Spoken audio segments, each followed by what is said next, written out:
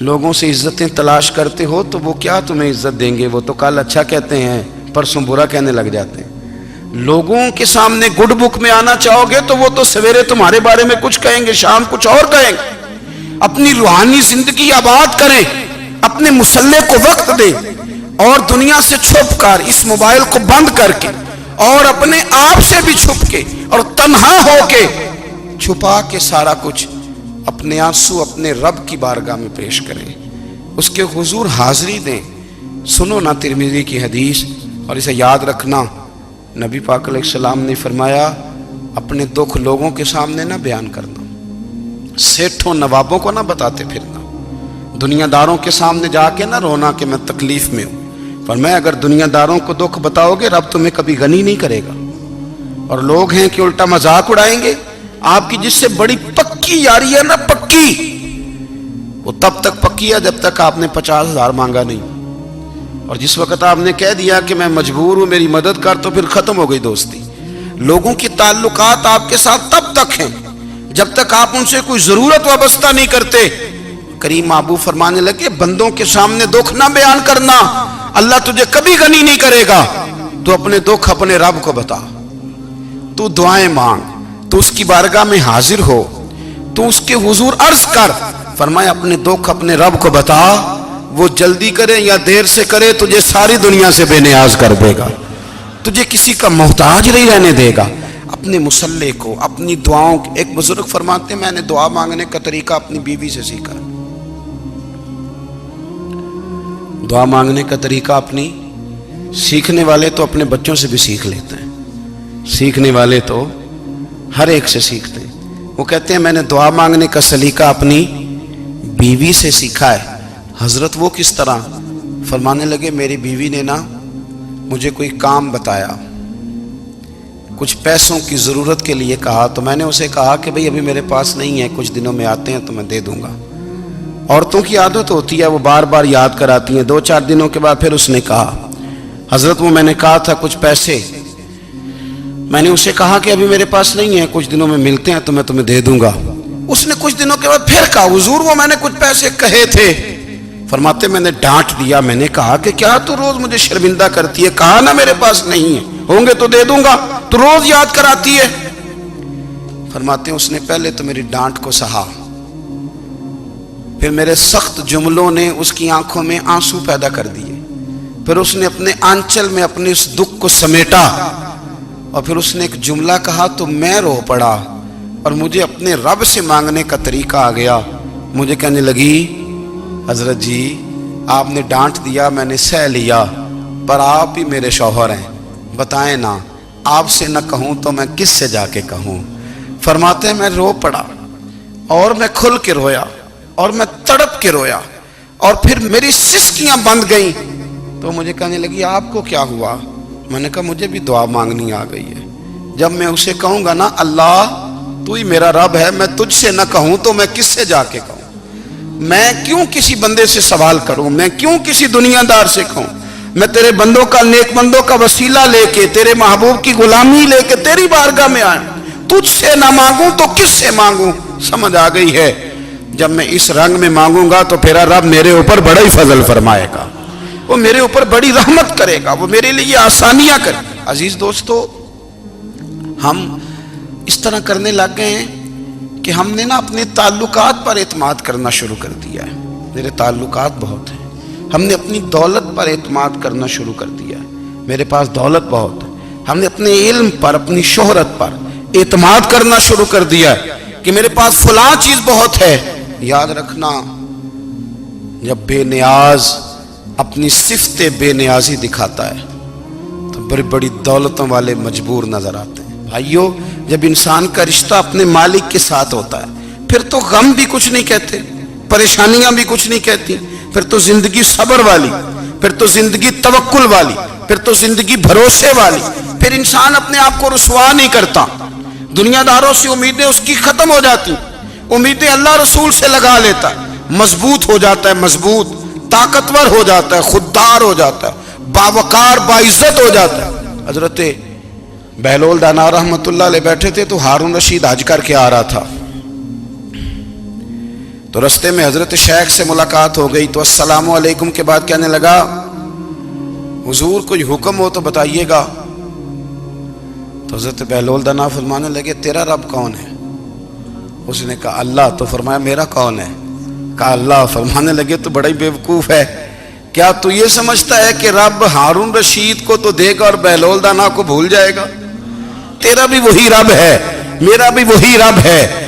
اس نے اگر تجھے دے کے آزمایا ہے تو ہو سکتا ہے مجھے نہ دے کے آزما رہا ہو. جب اس کی حکمت کے تقاضے ہوں گے تو عطا کرے گا اور دے گا. تو جا اپنا کام کر. بھائی اپنی روحانی زندگی، اپنی عبادات، اپنے وظائف، اپنے روزمرہ کے معاملات، اپنی دعائیں، اپنا استغفار. دیکھو کوئی مشکل کام تو نہیں 2 رکوع ہیں سورہ واقعہ کہ اگر رات کو پڑھ لی جائے تو. میں کس طرح یہ بات بیان کروں کہ تعویذ بانٹنا آسان ہے اور وظیفہ بتانا مشکل ہے. سارا دن تعویذ بانٹیں تو لوگ لینے کو تیار ہیں، اور اگر آپ وظیفہ بتائیں تو کہتے ہیں تو مشکل کام ہے. او خدا کے بندے، اگر آپ کا تعلق قرآن پاک کے ساتھ مضبوط ہو، قرآن پاک کے ساتھ اگر آپ کا رشتہ ہو، لوگ سفارشیں ڈھونڈتے ہیں نا دنیا میں، کوئی تعلق مل جائے تو میرا کام ہو جائے. دنیا میں اتنا مشکل معاملہ ہے، آخرت میں مجھے بتائیے گا کتنا مشکل معاملہ ہوگا. میرے نبی پاک صلی اللہ تعالی علیہ وسلم نے فرمایا جو لوگ سورہ ملک پڑھا کرتے تھے نا، سورہ ملک، یہ سورت ملک قیامت میں ان کی سفارش کرے گی، اور اس طرح کرے گی کہ کہے گی اے اللہ یہاں اس بندے کو جنت میں داخل کر دے یا مجھے قرآن پاک سے علیحدہ کر دے. تو رب فرمائے گا جا اس کا دامن تھام کے اسے جنت تک پہنچایا. آپ بات کو سمجھیں، جب آپ کے تعلقات اپنے معاملات کے ساتھ مضبوط ہوں گے، یہ نبی کریم نے وعدہ کیا ہے کہ تو سورت واقعہ پڑھ تیرے گھر میں فاقہ نہیں آئے گا. حضرت عبداللہ ابن مسعود رضی اللہ تعالیٰ عنہ بیمار تھے تو حضرت عثمان غنی رضی اللہ تعالیٰ عنہ تیمارداری کے لیے تشریف لے گئے اور جا کر کے کہا کہ آپ بڑے بیمار ہیں، آپ کی بیٹیاں زیادہ ہیں، میں چاہتا ہوں کہ خزانے میں سے کچھ مدد کروں. تو سیدنا عبداللہ ابن مسعود رضی اللہ تعالیٰ عنہ اٹھ کے بیٹھ گئے اور کہنے لگے امیر المومنین، اللہ آپ کو میری طرف سے، میری بیٹیوں کی طرف سے بہتر صلہ دے. میری بیٹیوں کو کسی خزانے کی ضرورت نہیں، میں نے انہیں خزانہ دے دیا ہے. کہا جناب آپ نے کون سا خزانہ دیا ہے، میں آپ کے مالی معاملات کو جانتا ہوں. تو فرمانے لگے امیر المومنین، میرے نبی کریم نے فرمایا ہے جو سورت واقعہ پڑھے اسے کبھی فاقہ نہیں آتا.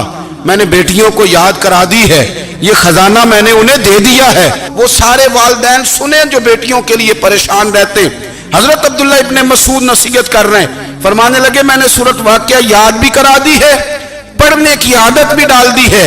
حضور نے فرمایا ہے جو سورت واقعہ پڑھے اسے فاقہ نہیں آتا. کہنے لگے چاند تو اپنی جگہ چھوڑ سکتا ہے، سورج گر سکتا ہے، تارے ٹوٹ سکتے ہیں، پر مدینے والے رسول کی بات غلط نہیں ہو سکتی. حضور نے فرمایا فاقہ نہیں آئے گا تو انشاءاللہ کبھی بھی نہیں آئے گا. کرنے کا کام یہ ہے کہ ہم اپنے معاملات، اپنی عبادات، اپنی دعائیں، کبھی 10 منٹ عادت ہو جائے نا دعا مانگنے کی علیحدہ سے رات کو. حضور نے فرمایا جو فرض نماز کے بعد دعا مانگے اللہ اس کی قبول کر لیتا ہے. نبی پاک صلی اللہ تعالی علیہ وسلم نے فرمایا اللہ مسافر کی دعا قبول فرماتا ہے. حضور نے فرمایا اللہ مظلوم کی دعا قبول فرماتا ہے.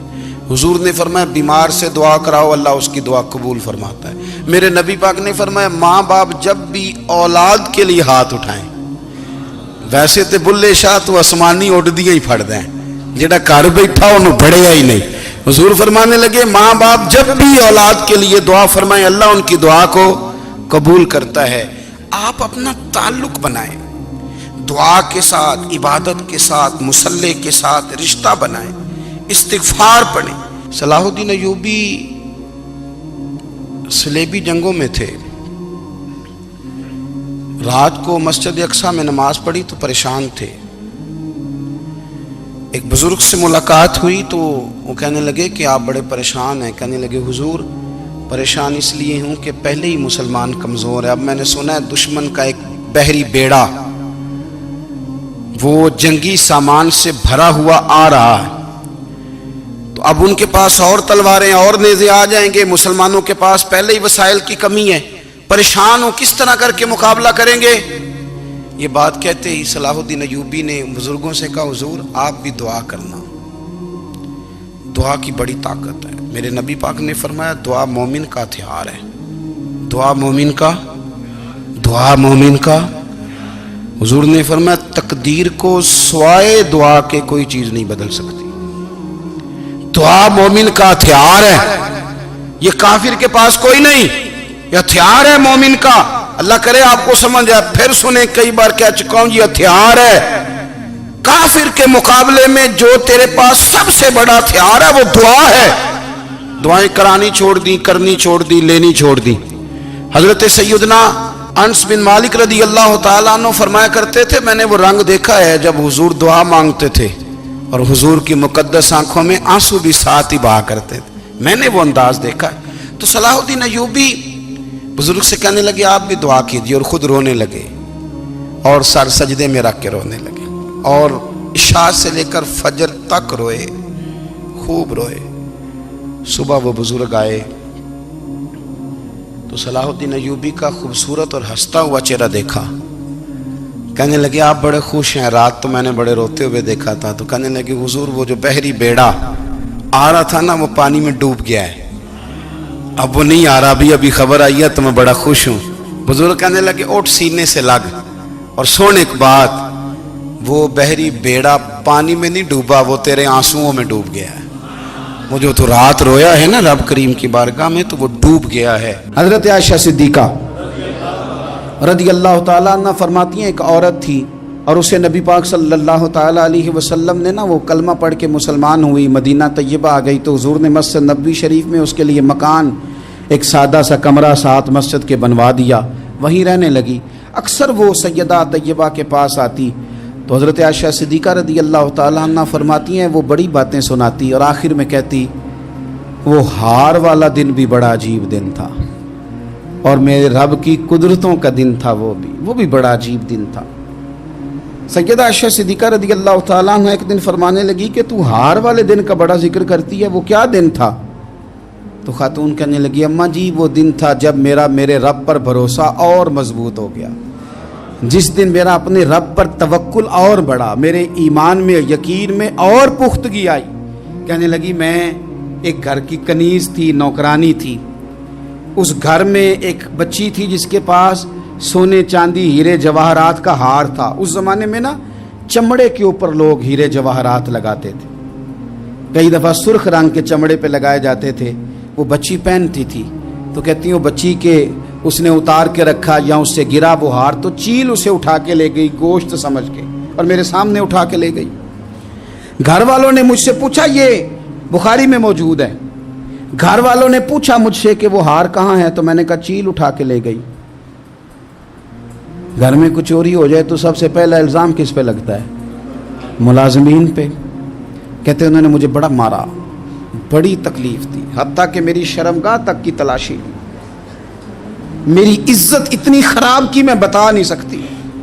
میں نے اپنی زندگی میں ایک واقعہ دیکھا، ایک امیر گھر میں چوری ہو گئی، ملازم کو اتنا مارا کہ وہ چارپائی پہ پڑ گیا، پولیس والوں سے اتنی مار پڑوائی گئی کہ وہ بیچارہ چارپائی پہ پڑ گیا، اور پھر وہ اتنا بیمار ہوا اور کچھ دنوں کے بعد پتہ چل گیا کہ چور تو اپنا بیٹا ہے ان کا، پھر اس کا انتقال ہو گیا۔ اب وہ سیٹھ صاحب اور گھر والے آ کے نا مرنے والے کے کان میں معافیاں مانگ رہے ہیں، کان میں۔ تو میں نے ان سے پھر کہا تھا کہ یہ تو اب چلا گیا ہے، تمہارا زور چلتا تھا نا تو تم نے قانون خریدا اور تم نے اسے جتنا ہو سکا تم نے اسے مار پڑوائی، تمہارے پاس جو عدالتیں تھیں تم نے وہاں کارروائی کی، اب ایک عدالت قیامت کے دن لگے گی۔ یہ کمزور تھا نا، کچھ کر نہیں سکا۔ میرے نبی پاک صلی اللہ علیہ وسلم نے فرمایا سن لو، اگر سینگ والی بکری نے بغیر سینگ والی بکری کو تکلیف دی ہوگی نا تو قیامت کے دن اسے بھی بدلہ دینا پڑے گا کہ تیرے پاس سینگ تھے اور تو نے اسے مارا تھا۔ وہ خاتون عرض کرتی ہے سیدہ عائشہ کی خدمت میں کہ مجھے بڑا مارا، مجھے تکلیف دی، میں کہہ رہی تھی کہ میرے سامنے چیل لے گئی ہے پر وہ نہیں مان رہے تھے، اماں جی انہوں نے مجھے بڑا مارا۔ حضرت عائشہ صدیقہ کہتی ہیں پھر کیا ہوا؟ کہنے لگی اماں جی جب کوئی میرا مددگار نہ رہا، مجھے تکلیف دے رہے تھے، رسوا کر رہے تھے، تو میں نے اپنے رب سے مدد چاہی، میرے رب کی طرف میں نے توجہ کی، میں نے کہا مالک اب تو ہی میرا مددگار ہے، कहती है वो मुझे मार रहे थे तो वो चील जो हार ले गई थी वही लेके वापस आ गई, और हमारे सरों के करीब ला के उसने जब उस हार को फेंका, वो मुझे छोड़ के साइड पे हुए, वो मेरी बेगुनाही जान गए। लेकिन आपको बताऊं, उस दिन से मेरा अपने रब पर यकीन और बढ़ गया। मुझे समझ आ गई कि जब इंसान पूरा टूट जाता है और जब कोई चारों जानिब उसका मददगार नहीं होता, तो रब तो होता है ना, अल्लाह तो उसका मददगार होता है ना, वो तो फिर अपने उस बंदे की मदद करता है ना, फिर वो तो तवानाई देता है ना, वो तन्हा नहीं छोड़ता, वो तो आंसुओं वालों के आंसुओं पे बड़ा करम फरमाता है, वो तो कसम पुरसी में आ जाता है, उसकी रहमत बढ़ के इस्तकबाल कर लेती। ओ मेरी मिल्लत के जवानों, मज़ा नहीं आ जाता जब सारी दुनिया सोई हो, सारी दुनिया, और बिस्तर भी गर्म हो और नींद भी पूरा गलबा कर रही हो, और अचानक घंटी बजे दिमाग में, आंख खुले, घड़ी पे नजर पड़े, 3:30-4 बजे का पैगाम घड़ी बताए, और कोई चढ़ती जवानी वाला उठ के वुजू करे, और जब वो मुसल्ला खोल के बिछाए तो मदीने वाले महबूब कहते हैं कि हर नमाज पे रब सवाब देता है, और जो उठ के तहज्जुद की नमाज पढ़े उसे देख के तो रब मुस्कुराता है, जो उसकी शान के लायक है, जो उसकी शान के लायक, वो मुस्कुराता है, खुश होता है कि मेरा बंदा तहज्जुद में उठ गया, वो मुस्कुराता है। काश हमारी सुबहें कभी अपने मालिक के नाम हो जाएं, काश के सुबह। हजरत अबुल हसन रहमतुल्लाह ताला अलैह हजरत माज इब्ने जबल रदी अल्लाह ताला अन्हु के पास बैठा करते थे। फरमाते हैं उनसे जो प्यार बढ़ा तो फिर मेरा मुसल्ले से भी बढ़ गया। ताबीएं फरमाते हैं सहाबी रसूल से मोहब्बत हुई तो जिक्र से भी हो गई, फिर दुरूद शरीफ से भी हो गई, मोहब्बत उनसे बढ़ी तो फिर अल्लाह ने मस्जिद का प्यार भी बढ़ा दिया। आप फरमाते हैं कि मेरी हर वक्त तबीयत चाहती थी कि बस अल्लाह अल्लाह करूं, बस अल्लाह अल्लाह करूं, बस ना मैं ज़रा थोड़ी जान छुड़ाऊं लोगों से, को 10 मिनट मिले तो मैं कुछ 4 नफल पढ़ लूं, मैं थोड़ा सा ना बचूं लोगों से, और मुझे तस्बीह मिले तो मैं ना कुछ 400-500 दफा इस्तिगफार पढ़ूं, सुभान अल्लाह, अल्हम्दुलिल्लाह, अल्लाहु अकबर, ला हौला वला कुव्वता इल्ला बिल्लाह, मैं ना तस्बीहात पढ़ूं। फरमाते हैं कि बच्चे थे घर में 6-7, गुर्बत थी, काम मिलता कोई नहीं था, और मैं काम चोर नहीं था, काम ढूंढता था, पर अल्लाह की कुदरत के काम नहीं मिलता था।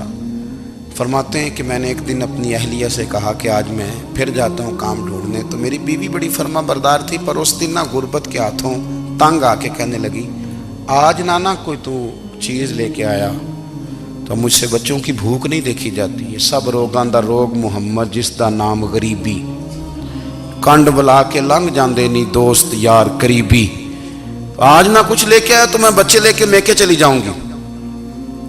शेख फरमाते हैं कि मैं बड़ा परेशान घर से निकला, पर मैंने सुबह से लेके जोर तक काम ढूंढा, काम मिला कोई नहीं, तो मेरे दिल में ख्याल आया चलो काम नहीं मिलता तो अल्लाह अल्लाह तो करे ना, चलो बंदों की मजदूरी नहीं मिलती तो रब करीम की इबादत ही करते हैं। फरमाते हैं कि मैंने ना फुरात के पानी से वुजू किया, नहर के, शदीद धूप थी, साथ रेत थी और रेत तप रही थी, मैंने अपना रुमाल वहीं मुसल्ला के तौर पर बिछा लिया, और फरमाते हैं कि जोर से लेकर असर तक नमाज पढ़ी, धूप भी पूरे जोर पे, पर मेरे सजदे का ज़ौक़ भी पूरे जोर पे।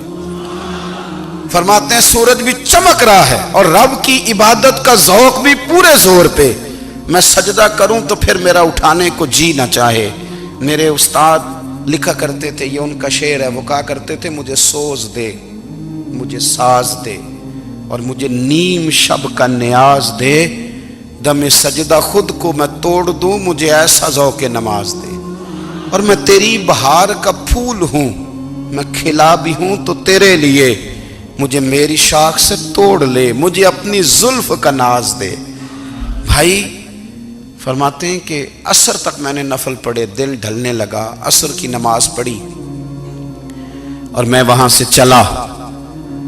अब मैं जब निकलने लगा तो दिल में ख्याल आया कि छोटी छोटी दीवारें हैं घर की, बगैर कुछ लिए जाऊंगा तो बीवी दूर से देखेगी तो शोर करेगी कि फिर खाली हाथ आ गया है। कहते मैंने अपने उसी रुमाल में जिस पे मैंने नमाज पढ़ी थी ना, रुमाल में पक्की आखी दे पंजाबी ज साफा, कहते हैं उसी में ना मैंने कुछ रेत भर ली कि वो दूर से देखेगी तो समझेगी कुछ लेके आया है, चलो जाके उसे बता दूंगा कि आज फिर मजदूरी नहीं मिली। कहते हैं वो रेत लेकर जब मैं घर में गया तो पहले बीवी दरवाजे पे खड़ी होती थी, पूछती थी खाली हाथ आ गए हो, आज मैंने देखा तो है ही कोई नहीं। फरमाते मैं अंदर दाखिल हुआ, सलाम लिए, कोने में मैंने वो रुमाल रख दिया और मैंने आवाज दी कि भली मानस कहाँ हो? तो वो कहने लगी आप मुंह हाथ धो ले, मैं रोटी लेके आई। मैंने कहा रोटी कहां से आ गई? यहां तो कई दिनों के फाके, तो कई दिनों की गुर्बत है, यहां तो इस घर में तो फकीरी है। फरमाते हैं कि वो रोटी लेके आई और उस वक़्त की जो मौजूदा नेमतें थी, समझ ले सलाद अचार हर चीज साथ लाई। मैंने कहा कि बच्चे कहाँ गए? कहने लगी वो खाना खा के खेलने गए, आप खाना खा लें आ जाते। खाना उसने चुन दिया। मैंने हैरत अंगेज लहजे में सारी नेमतें अपने दस्तरखान पे देख करके बीवी से पूछा ये कहां से आया खाना? बच्चों को तूने कहां से खाना खिलाया? ये सारा कुछ कैसा है? तो कहने लगी पता नहीं आज आप किस करीम की मजदूरी करने चले गए थे, पता नहीं किस करीम की, मेरे घर में तो इतनी नेमतें आई हैं कि मुझसे संभाली नहीं जा रही, इतना अनाज है, इतना गंदुम है, किस करीम के दरवाजे आज चले गए थे? ये कहते कहते वो उठी और उठ करके कहने लगी पहले बड़ा कुछ आया था, अब क्या ले आए हो? और जा करके ना उसने वो रेत वाला रुमाल खोला।